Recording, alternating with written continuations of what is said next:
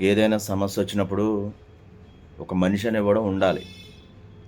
ఇప్పుడు ఏదైనా రోడ్డు మీద గొడవ జరిగితే ఒక 10 మంది పని లేకపోయినా వచ్చి వాలిపోతారు. గొడవేంటో చూద్దామని. కానీ ఒక వీధిలో ఒక, ఒక పేరున్న వ్యక్తికి అవమానం గాని, లేకుంటే ఎవడైనా ఇష్టం వచ్చినట్టు మాట్లాడితే, పక్కన షాపున్నోళ్ళు, ఈ పక్కన షాపున్నోళ్ళు వస్తారు. ఎందుకంటే వాళ్ళకి మనసులో ఒక అభిమానం అనేది ఉంటది కాబట్టి, ఏమైందని అడుగుతారు. కానీ కొంతమంది పదవుల్లో ఎందుకుంటారో నాకు అర్థం కాదు.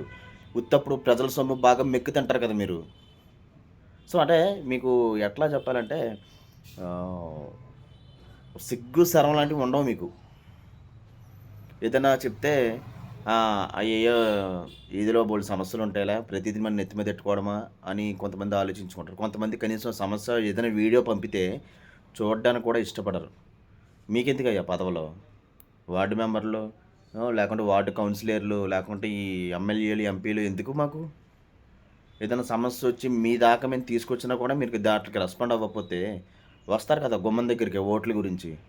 అప్పుడు మీకు సిగ్గు అట్లాంటియేముండవు. అంటే మీరు ఏం చేయరు కదా! ఒక మనిషి ఇంత సఫర్ అవుతున్నాడు, ఒక ఇష్యూ వచ్చింది, అసలు ఏంటి కనుక్కుందాం, ఒక మాట అడుగుదామని కూడా మీకు రెస్పాన్స్ లేపోతే, ఎందుకయ్యా మీరు? ఏం చేద్దామని? ఓట్లేసుకున్నప్పుడు లేదా ఏదన్నా సమస్యొచ్చినప్పుడు ఏ మా అవసరం వచ్చినప్పుడు మాత్రం మేము గావాలి మీకు. మా ఓట్లు కావాలి మీకు. ఓట్లకి వాల్యూ లేనప్పుడు వేస్ట్ కదా! ఒక సమస్యొచ్చినప్పుడు పరిష్కరించలేనప్పుడు అంటే మీరు ఆ సమస్యకి విలువివ్వరు, ఆ మనిషికి విలువివ్వనప్పుడు మేము వేసే ఓటుకి కూడా విలువ లేనట్టే కదా! అలాంటి ఓటు మేము వేయక్కర్లేదు కదా ఇక. ఎయ్యము, ఎయకూడదిక. సో, ఏంటంటే నాకు నాకు బాగా క్లియర్‌గా అర్థమైందేంటంటే ఆహ్, ఓటు వేయకూడదిక ఎవరును. మరి ఓటు దాని గురించి మళ్ళీ అడ్వర్టైజ్‌మెంట్లు. ఓటెయ్యకపోతే నీ హక్కు కోల్పోతావు, నీ ఇది కోల్పోతావు అని సినిమా యాక్టర్ల ముందు, వాటిల ముందు మనం అడ్వర్టైజ్‌మెంట్లు కట్టిస్తాం గదా! ఎందుకు అయన్నీ డబ్బు, లంచం ఉంటేనే పని జరుగుద్ది. ఎంత కావాలో చెప్పండి పోనీ సమస్య పరిష్కరించడానికి నేను డబ్బులిస్తా. ఎంత డబ్బు కావాలి? ఒక సమస్యొచ్చినప్పుడు కనీసం తెలిసినోళ్ళు కూడా మనం రెస్పాన్స్ లేకపోతే ఇంకెలాగ ముక్కు మొహం తెలియడనుకో ఆడి కర్మ అనుకోవచ్చు. నేనెవరో నీకు తెలుసు. నువ్వెవరో నాకు తెలుసు. అయినా సరే నువ్వు స్పందించలేదంటే ఇంక నువ్వెందుకు ఇంకా నాకు? అయ్యో! ఈ ఏరియాలో ఉండి ఉపయోగం ఏముంది? వేస్ట్ కదా! చాలామంది నా వీడియోలు చూసి, నన్ను చూసి ఎగతాళి చేసి మాట్లాడొచ్చు. నన్ను జోకర్ కింద చూడొచ్చు. నా గురించి జోకులేసుకోవచ్చు. ఏమన్నా చేసుకోండి. కానీ ఏదో ఒక రోజు నా విలువ తెలుస్తది మీకు ఖచ్చితంగా. ఆడప్పుడు అలా చేయబట్టే ఇప్పుడు ఏదో ఒక మార్పొచ్చిందని తెలుస్తది మీకు. నన్ను చూసి నవ్వుకునేవోళ్ళు, నా వీడియోలు చూసి నవ్వుకునేవోళ్ళు చాలామందుంటారు. తెలిసిన వాళ్ళే 100 మందుంటారు నాకు.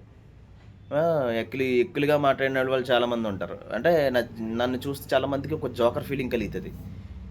నేను అయన్నీ మైండ్‌లో పెట్టుకోను. ఎందుకంటే నేను నీకు జోకర్‌గా కనిపించానంటే నువ్వు నాకు దానికి 100 రెట్లు కనిపిస్తావు. కానీ నీతో నేను చెప్పను, నువ్వు నాతో చెప్పవు. అంతే నీకు నాకు తేడా. అంటే ఒకళ్ళకొకళ్ళకి చెప్పుకుంటారు కదా మొహం మీదే. నవ్వుతూనే "ఏంట్రా వీడియోలేంట్రా, నువ్వేంట్రా" అంటారు. అయన్నీ పట్టించుకోను నేను. సమస్య ఉన్న చోట ఖచ్చితంగా నేను ఇట్లానే పెడతా. నాకున్న అలవాటది. ఖచ్చితంగా ఏదో ఒక మార్పనేది తీసుకురావాలని కోరుకుంటా ఎప్పుడు గూడా. మనది కానప్పుడు మనదెందుకు అని అనుకోను నేనెప్పుడు కూడా. మనది కానిది కూడా మన వైపు ఎందుకు రాదని ఆలోచిస్తా నేను. సో, నా మైండ్ సెట్ అట్లా ఉంటది. ఎందుకు ఇంత ఓట్లేసుకొని, ఇంత జేసుకొని, నేను పోస్టులు పెట్టుకొని, ఆళ్ళని ఈళ్ళని అడుక్కొని అవసరమా నాకు? ఏదైనా సమస్యొచ్చింది. సరే నిన్న పెట్టిన సమస్యకి ఇప్పుడు ఎవడో ఒకడు రెస్పాండ్ అవ్వలే. కనీసం ఏంటని అడగలే. మాకు తెలిసినోడు మళ్ళీ పైగా. ఎందుకయ్యా మీరు మాకు? ఏం అవసరం మీ మూలంగా మాకేంటి ఉపయోగం? ఏం ఉపయోగం మీ వల్ల మాకు? ఏం జేశారు మీరు? ఒక చిన్న సమస్యని ఆడెవడో ఇష్టమొచ్చినట్టు మా ముందుకొచ్చి వాగితే, అసలు నాకొచ్చిన కోపానికి నేను ఆ రోడ్డు మీద కూర్చున్నోడిని నేను. నన్ను ఆపేశారు.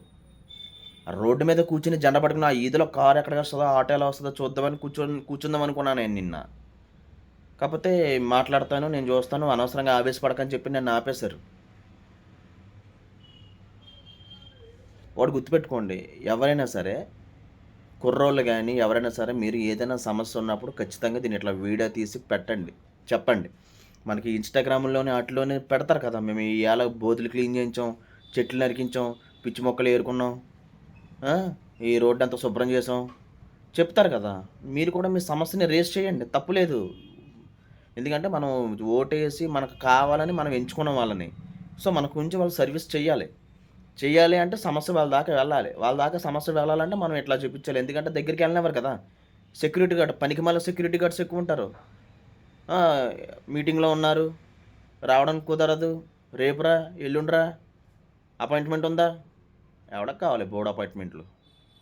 సమస్య ఉన్న చోట ప్రజల దగ్గరికే రావాలి ఎవరైనా సరే. లేదా గుమ్మాల దగ్గరికి వచ్చి ఓట్లు అడుక్కోకండి.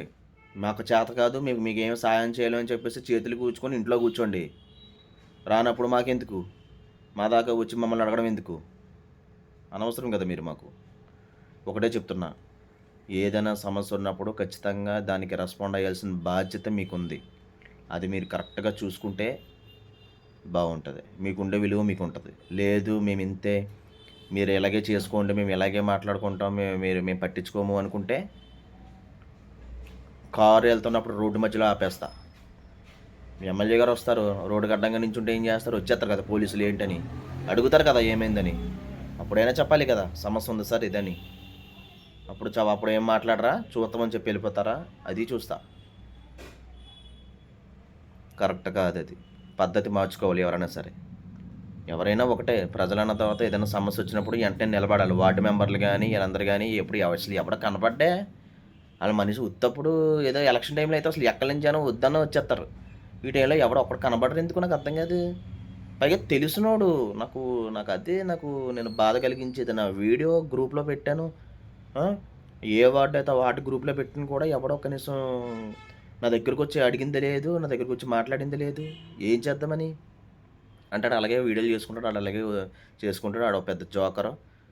చెప్పాను కదా! నా గురించి మీరు ఎలా అనుకున్నా, నా గురించి మీరు ఎంత కామెడీగా అనుకున్నా, ఎంత జోకులేసుకున్నా, నన్ను ఒక ఏంటది ఒక ఫూల్‌లా చూసినా గూడా నేను దేనికి ఇదవ్వను. నా గురించి మీరు ఎన్ని జోకులైనా ఏసుకోండి, ఎన్ని కవులని చెప్పుకోండి, నా గురించి ఎన్ని ఎటకారంగా మాట్లాడుకోండి.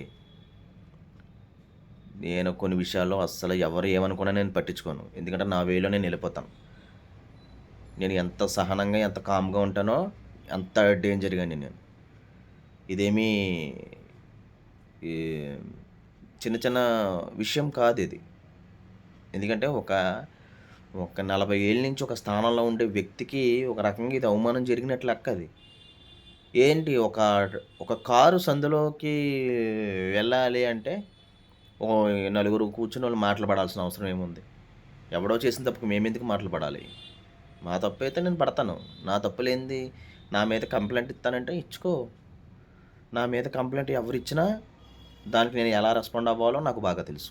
ఎవరి దగ్గరికెళ్ళాలో నాకు బాగా తెలుసు. లేదా నేను ఎక్కడ కూర్చొని ధర్నా చేయాలో కూడా నాకు తెలుసు. నాకన్నీ తెలుసు. కాకపోతే ఎందుకులే అంత దాకా ఎళ్ళడం ఎందుకు? మన వాళ్ళున్నారు కదా! వాళ్ళేదో సాల్వ్ చేస్తారు కదా! అనే ఒక ఉద్దేశంతో మాత్రమే నేను మూసుకొని కూర్చున్నా. ఖచ్చితంగా ఈ విషయం నేను వదలను. ఏదో వీడియోలు చేశాను కదా! పెట్టానులే ఆళ్ళు చూస్తారులే అనుకోను నేను. ఎందుకంటే నాకు మీడియా వోళ్ళు కూడా ఉన్నారు కదా! మీడియాకి దాకా తీసుకెళ్తే ఆళ్ళకి ఏదో ఒక విషయం గురించి వాళ్ళకి న్యూస్ కావాలి కదా! ఆ! పంపిస్తాను వాళ్ళకి. నిన్న పంపించాను. ఇవాళ పంపిస్తాను. ఇంకా పంపిస్తూనే ఉంటాను. ఎందుకంటే ఏదో ఒక రోజు ఇది ఫైనల్ కన్‌క్లూజన్‌కి రావాలి. దీనికి ఫుల్ స్టాప్ అంటూ పడాలి. పడాలంటే దాని గురించి పోరాటం చేయాలి. నీకెందుకురా? ఏ షాప్ ఉంది కదా! నీ పని నువ్వు చూసుకోక ఇయన్నీ నీకు అవసరమా అంటే నాకు అవసరమే. నాకు అవసరమే. మాటలు పడ్డది నేను. అవమానం జరిగింది నాకు. ఎవడో చేసిన తప్పుకు నేను ఇక్కడ బాధ్యత అయ్యి నిల్చుంది నేను. కాబట్టి నాకు అవసరం ఇది. సో, ఖచ్చితంగా నేను ఈ వీడియో మీడియా ఛానల్స్‌కి పంపిస్తాను. ఖచ్చితంగా దీని మీద ఖచ్చితంగా యాక్షన్ తీసుకుంటారు. ఆర్‌మీల రాధాకృష్ణ గారు ఖచ్చితంగా ఈ వీడియో చూస్తారు త్వరలో. అప్పటిదాకా ఈ ఉద్యమం ఆగదు. ఎవడు ఏమనుకున్నా అనుకోండి.